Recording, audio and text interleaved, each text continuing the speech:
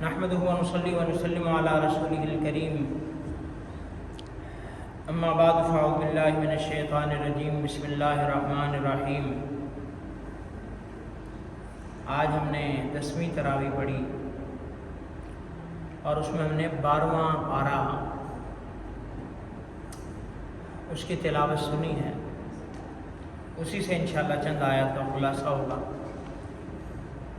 وما من دابة في الأرض إلا على الله رزقها ويعلم مستقرها ومستودعها كل في كتاب مبين، کہ زمین پر کوئی چھپایا نہیں چلتا مگر اللہ کو پتہ ہے، اللہ ہی پر اللہ کے ذمہ اس کا رزق ہے اور اللہ ہی اس کے ٹھکانے کو جانتے ہیں، اور ہر چیز اللہ کی کتاب میں واضح طور پر موجود ہے۔ ایک تو رزق اللہ کے ذمہ ہے، یہ جگہ جگہ اللہ نے قرآن میں فرمایا، کہیں پہ فرمایا وَهُوَ خَيْرُ الرَّازِقِينَ، کہیں پہ فرمایا کہ إِلَّا عَلَى اللَّهِ رِزْقُهَا، کہیں پہ کسی طریقے سے کہ مطلب جو بھی جانور ہے، چوپایا ہے، پرندہ ہے، چرند ہے، بری ہے، بحری ہے، انسان ہے، سب کے سب کا رزق کیا ہے؟ اللہ کے ذمے ہے۔ باقی رہی بات کہ کوشش، وہ ظاہر بات ہے ہمارے ذمے بھی ہے، انسان کے ذمے بھی ہے، اور وہ پرندے بھی کوشش کرتے ہیں، کوشش ہے پرندے بھی کرتے ہیں، کوشش سب کے ذمے ہے، لیکن رزق اللہ کے پاس ہے۔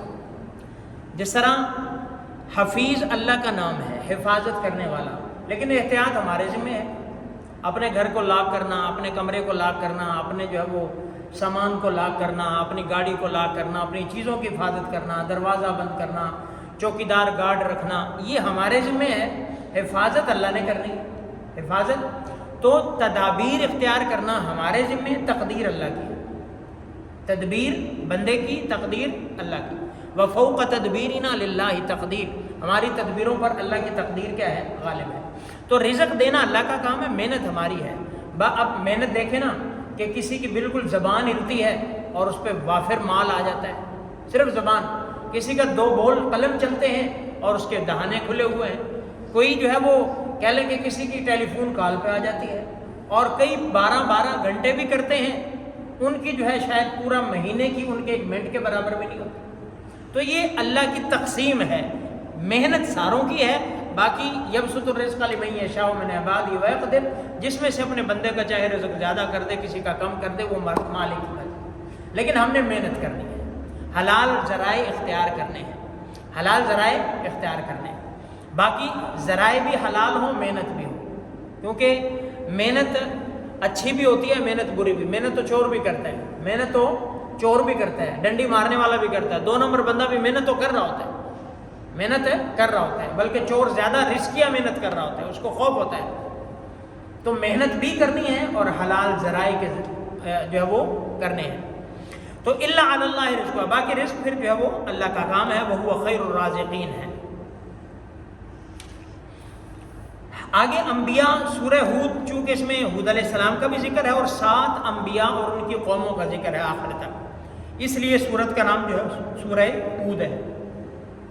وَلَقَدْ أَرْسَلْنَا نُوحًا إِلَىٰ قَوْمِهِ إِنِّي لَكُمْ نَذِيرٌ مُّبِينٌ، نوح علیہ السلام کا ذکر ہے کہ ہم نے نوح علیہ السلام کو بھیجا، انہوں نے کہا میں تمہیں ڈرانے والا ہوں، اللہ کے علاوہ تم کسی کی عبادت نہ کرو، وگرنہ تمہارے اوپر مجھے دردناک عذاب کا خطرہ ہے اگر اللہ کے علاوہ کسی کی عبادت کی۔ تو نوح علیہ السلام نے اپنے قوم کو ڈرایا، اس کے نتیجے میں پھر قوم نے جو سلوک کیا اس کا اس پورے رکوع میں ذکر ہے، اور آخر میں چل کے اللہ نے پھر جب نوح علیہ السلام نے کوئی 950 سال محنت کی اور جب رزلٹ نہ آیا، یعنی کہ چند ایک لوگوں نے اسلام قبول کیا اور باقیوں نے جو ایذائیں دی، تو پھر اللہ نے انہیں کشتی بنانے کا حکم دیا، انہوں نے کشتی بنائی، اس میں سارے اپنے متبعین کو، ماننے والوں کو آپ نے بیٹھا لیا، جو بیٹھ گئے کامیاب ہو گئے، جو نہیں بیٹھے وہ غرق ہو، فکان من المغرقین، اور نہ بیٹھنے والوں میں بیٹا بھی تھا، وہ بھی گیا، وہ بھی کیا ہے؟ گیا۔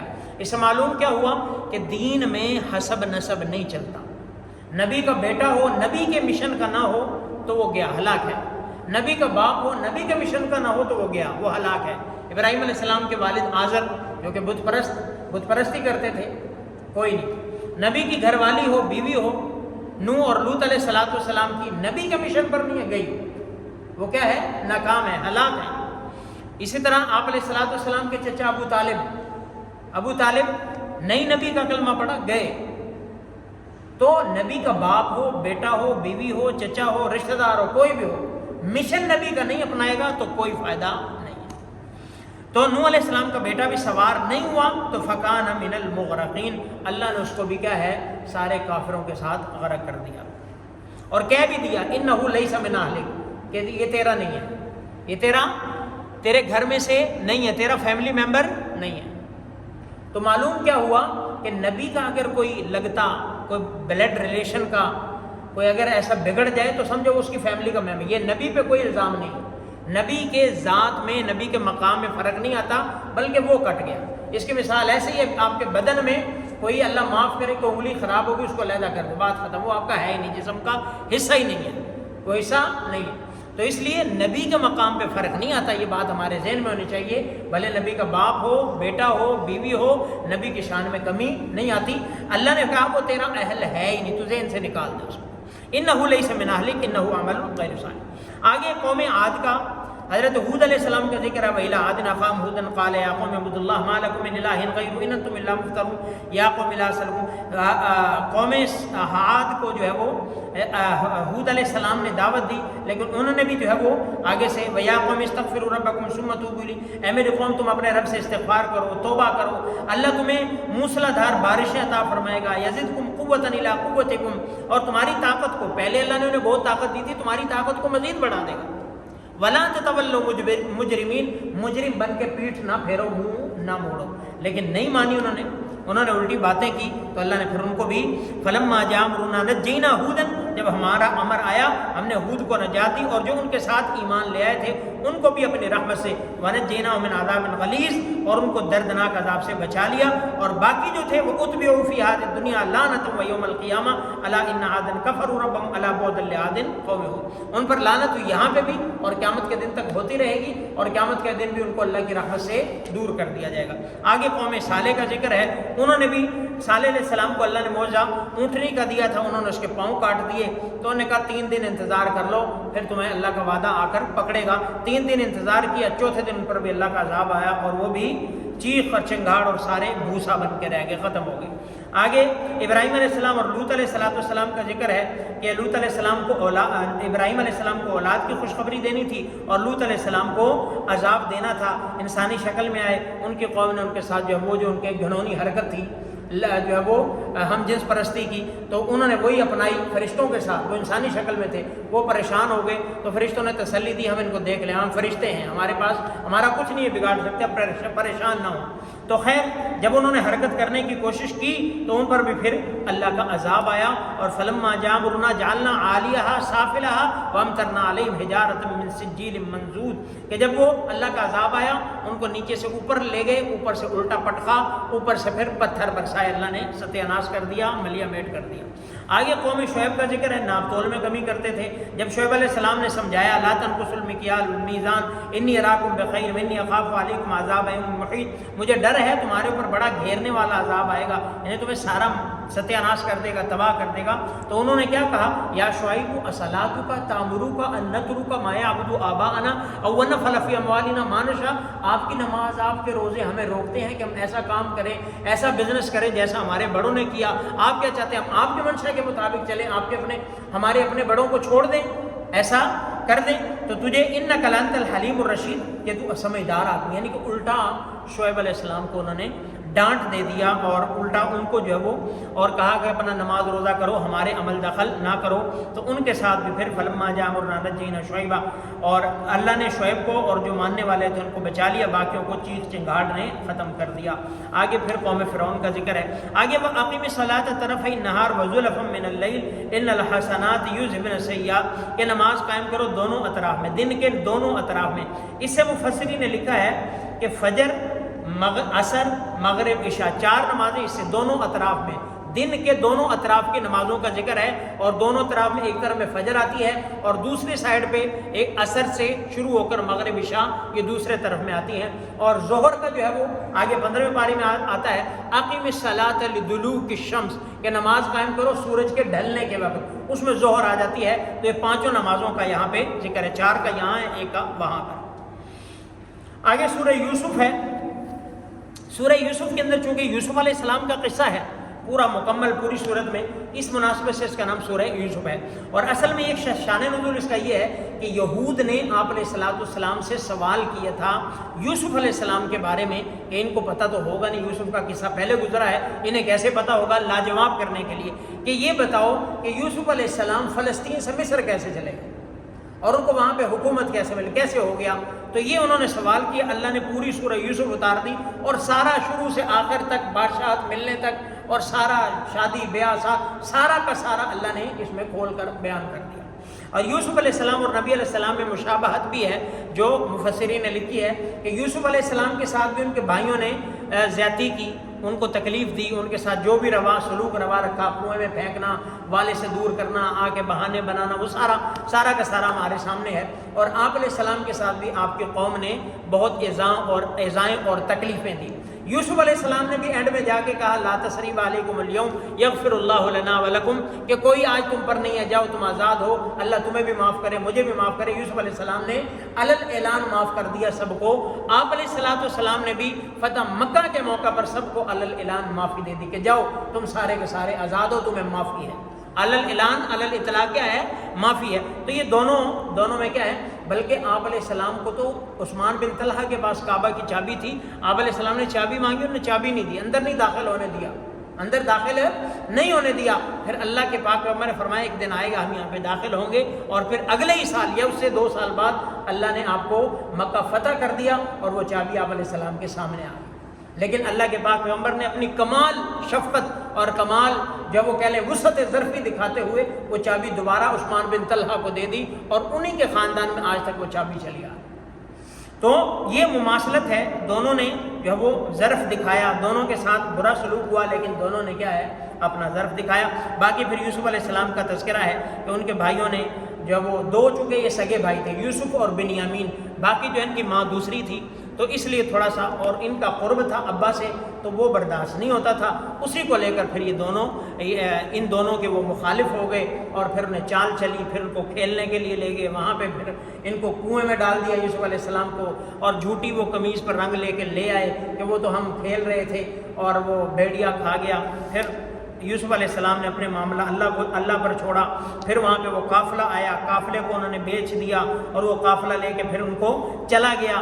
آگے پھر وہ عزیز مصر کی بیوی والا معاملہ پیش آیا. جب وہ گھر میں تھے، خوبصورت بڑے تھے یوسف علیہ السلام، تو اس نے پھر جو ہے وہ شرارت کی، اس نے برائی کا ارادہ کیا. وَلَقَدْ هَمَّتْ بِهِ وَهَمَّ بِهَا لَوْلَا أَن رَأَىٰ بُرْهَانَ رَبِّهِ، کہ وہ برائی کا ارادہ کر چکی تھی. اور یوسف علیہ السلام بھی کر لیتے اگر اللہ کا لولا ارا برہان ربی، اللہ کی طرف سے، چونکہ اللہ نے ان کو گناہ سے دور رکھا اس لیے وہ بچ گئے. انبیاء کو اللہ گناہوں سے اور گناہوں کو انبیاء سے اللہ دور رکھتے ہیں، تو اس لیے اللہ نے ان کو بچا لیا، ان کو گناہ سے محفوظ رکھا، وگرنہ وہ اوپر سے عزیز مصر آ گیا. جب وہ دوڑ رہے تھے یوسف علیہ السلام، اب دروازے اس نے ظاہری طور پر سارے بند کر لیے تھے، اس کے باوجود یوسف علیہ السلام دوڑے، اور جیسے دوڑے اللہ کی شان دروازے کھلتے چلے گئے. مثال یہ دروازہ ہے، کھل گیا، آگے گئے باہر والا دروازہ وہ کھل گیا، آگے گئے وہ سارے کھلتے گئے. جب آخری کھلا تو وہ سید عزیز جو تھا، عزیز مصر، وہ سامنے کھڑا تھا.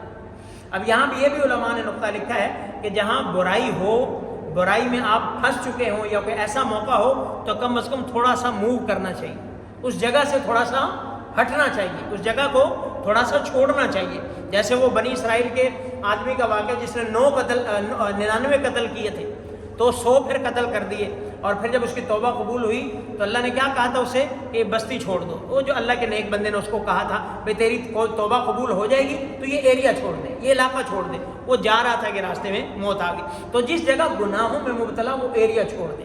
وہ کیا ہے؟ برائی سے نکلنے کی ہجرت اسی کا نام ہے کہ جہاں پہ اپنے دین پر عمل کرنا مشکل ہو وہ ایریا چھوڑیں، وہ جگہ چھوڑیں، کہیں اور اللہ جو وہ اسباب پیدا کر دیں. تو اس لیے یوسف علیہ السلام دوڑے، اللہ نے راہیں کھولی. اس نے پھر جو ہے وہ اپنا مکر دکھایا کہ خود آگے بڑھ کے اس کی الٹی یوسف علیہ السلام کی شکایت کی، ما جزاء من اراد باہلک سوءا، کہ اس کی کیا سزا ہونی چاہیے جو آپ کے گھر والوں کے ساتھ برائی کا ارادہ کرے. تو خیر وہ اس نے جب سارا معاملہ دیکھا، گواہوں نے گواہی دی، وہ سارا، تو وہ سمجھ گیا. اس نے کہا یوسف اعرض عن ھذا، کہ یوسف اس کو چھوڑ دے تو، اور اس سے اپنی بیوی سے کہا واستغفری لذنبک، تو اپنے گناہ کی معافی مانگ. عورتوں کا مکر، اور فرمایا انکی کنت من الخاطئین، کہ تو کیا ہے؟ گناہ گاروں میں سے ہے. اور ان کیدکن عظیم، یہ بھی کہہ دیا کہ عورتوں کا مکر جو ہے وہ کیا ہے؟ بڑا ہے. عورتوں کا، اور آج بھی چلا رہا ہے۔ عورت کا مکر آج بھی بڑا سخت ہے، عورت کا جیلوں میں، کچہری میں، تھانوں میں کتنے لوگ ایسے ہی ہیں، عورت نے گریبان پھاڑ دیا، کپڑے پھاڑ دیے، مرد پہ الزام لگا دیے، وہ قابو آ گیا۔ وہ کیا ہے؟ یہ مکر آج بھی چل رہا ہے۔ تو بار کیا پھر آگے جب وہ یوسف علیہ السلام کو وہ پھر عورتوں کے سامنے نکالا، انہوں نے اپنے ہاتھ کاٹ لیے اور یہ سارا معاملہ ہوا۔ پھر خیر یوسف علیہ السلام نے کہا یا اللہ مجھے ان سے بچا لے، مجھے جیل میں بھجوا دے۔ وہ پھر جیل میں چلے گئے، وہاں پہ پھر وہ خواب کی تعبیر والے یہ سارا واقعہ آپ دیکھ لیجیے۔ تو یہ سارا کا سارا یوسف علیہ السلام۔ تو قصہ مختصر یہ ہے کہ تعبیر کا انہیں پتہ تھا، جیل میں دو بندے ہیں، انہوں نے تعبیر پوچھی، یوسف علیہ السلام نے تعبیر بتا دی، ایک چھوٹ گیا، ایک نے مرنا تھا۔ جو چھوٹ گیا اس کو کہا کہ بادشاہ کو میرا ذکر کرنا کہ بے گناہ قید میں ہوں۔ تو ایک دن بادشاہ کو خواب آ گیا کہ ایسے ایسے 7 گائے ہیں جو موٹی گائے پتلی گایوں کو کھا رہی ہیں۔ انہوں نے بتایا تعبیر بتاؤ، انہوں نے کہا ہمیں تو نہیں پتا۔ وہ بندہ جو جیل سے چھوٹا تھا اس نے کہا میرے پاس ایک بندہ ہے، اس سے پوچھ کے بتا سکتا ہوں میں۔ وہ دوڑا دوڑا یوسف علیہ السلام کے پاس گیا کہ ایسے ایسے خواب اس کی تعبیر بتاؤ۔ یوسف علیہ السلام نے فوری اب نہیں یوسف علیہ السلام نے بات کی کہ تو نے مجھے بھول ہی گیا، میرا ذکر ہی نہیں کیا بادشاہ کے پاس، نہیں، بس انہوں نے اپنا تعبیر بتائی اور اس کو بھیج دیا۔ اب وہ جب گیا تعبیر بتائی، سارا وہ حیران رہ گیا۔ تو اس نے کہا کس نے بتائی؟ انہوں نے کہا وہ فلاں فلاں بندہ ہے۔ انہوں نے کہا بلا کے لاؤ اس کو وقال الملک اتونی بہ، اس کو بلا کر لاؤ۔ فلما جاء الرسول، جب اس کو بلانے آیا اس نے کہا نہیں ایسا نہیں، جس جرم میں پڑا ہوں اب ایسے اگر نکل جاؤں، پہلے مجھے بتاؤ فاسألوا ما بال النسوۃ اللاتي قطعن ایدیہن، جن عورتوں نے اپنے ہاتھ کاٹے تو ان کا کیا بنا، ان کا جو میرے اوپر الزام لگایا تھا اس کا کیا بنا۔ ان ربی بکیدہن علیم، میرا اللہ تو ان کے مکر کو جانتا ہے۔ قال ما خطبکن اذ راودتن یوسف عن نفسی، تو ان سے جا کر پوچھا کہ تمہارا کیا حال ہے کہ تم نے یوسف کو اپنے مکر میں اپنے چال چلی تھی۔ انہوں نے کہا قلنا حاشا، ان عورتوں نے کہا اللہ کی قسم ما علمنا علیہ من سوء، ہم نے اس میں کوئی برائی نہیں دیکھی۔ قالت امرأۃ العزیز الآن حسس لک انا راودتہ عن نفسی، اب عزیز مصر نے کہا میں نے اس کو پھسلایا، میں نے اس کا قصور وَإِنَّهُ لَمِنَ الصَّادِقِينَ، اور وہ سچوں میں سے تھا، اس کا قصور نہیں تھا۔ اب وہ سارے بری ہو گئے، پھر عزت کے ساتھ وہ باہر نکلے۔ پھر اللہ نے اگلی آیت میں آ رہا ہے، اللہ نے آپ کو پھر مقام بھی دیا یہی۔ اب یوسف علیہ السلام نے کیا فرمایا؟ ذَلِكَ لِيَعْلَمَ أَنِّي لَمْ أَخُنْهُ بِالْغَيْبِ وَأَنَّ اللَّهَ لَا يَهْدِي كَيْدَ الْخَائِنِينَ، تاکہ یہ میں نے اس لیے کیا ہے تاکہ پتہ چل جائے کہ میں نے بادشاہ کی، عزیز مصر کی عدم موجودگی میں اس کے گھر والوں سے خیانت نہیں کی۔ کیونکہ کوئی بندہ اگر آپ پر اعتماد کرتا ہے، آپ اس کے ساتھ خیانت کرتے ہو، آپ اس کے جو ہے وہ ٹرسٹ کو توڑتے ہو، تو یہ زیادہ برا ہے۔ کسی بندے نے آپ کو اعتماد کر کے کوئی امانت دے دی، کسی بندے نے اعتماد کر کے اپنے گھر میں رکھ لیا، کسی بندے نے اعتماد کر کے آپ کو راز بتا دیا، دوست سمجھ کے آپ سے مشورہ کر لیا، کوئی سیکرٹ آپ کو بتا دیا، آپ پر اعتماد کر کے اب اس کا اعتماد توڑتے ہو، تو یہ بڑا برا ہے، یہ بڑا خطرناک ہے۔ تو اس نے تاکہ پتہ چل جائے، تو اس نے مجھے اپنے گھر میں رکھا تھا بیٹا بنا کے، اور میرے پاس اتنا گندا الزام لگ گیا، میں اس لیے کہہ رہا ہوں تاکہ میری پاکی برات ہو جائے کہ یہ ایسا نہیں ہے۔ تو یہ پھر جب برات ہو گئی، پھر اللہ نے آپ کو عزت کے ساتھ نکال دیا۔ اللہ رب العزت دعا اللہ عمل کی توفیق۔